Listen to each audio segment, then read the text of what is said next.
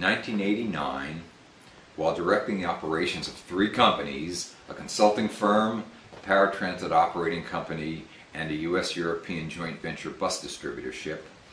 I was given my first opportunity to participate in a transportation-related lawsuit as an expert witness.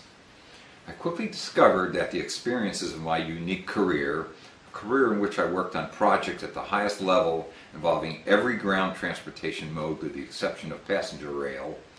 gave me a range of perspectives for examining accidents and incidents that seemed almost unattainable.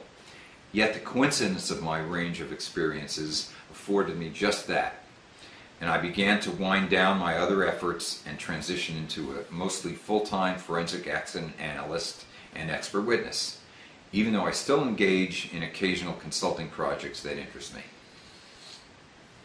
In particular,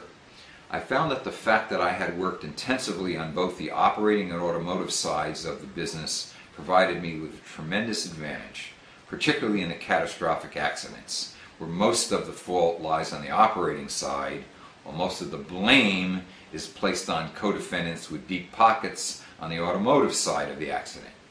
Further, my educational background, a former English major with a master's in urban and regional planning, provided me not only with unusual communication skills, but a knowledge of the context and environment in which accidents and incidents occur.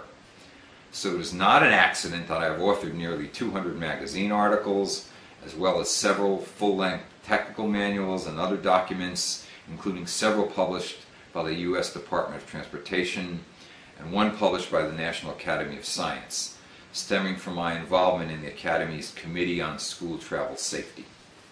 This experience comes in handy when affidavits and reports are needed, just as my experience making presentations at state, national, and provincial conferences has provided me with the experiences needed for deposition and trial testimony. While I have participated in lawsuits encompassing a surprisingly broad spectrum of accident and incident scenarios, the nature of my consulting and operating experiences helps to explain the large number of cases I've been involved in on such a diversity of themes. By the end of 2012, I had served as an expert witness, for example, in more than 60 cases involving crossing and more than 80 cases involving wheelchair and/or passenger securement. Further, the lion's share of my cases have involved plaintiffs who are elderly, handicapped, or children.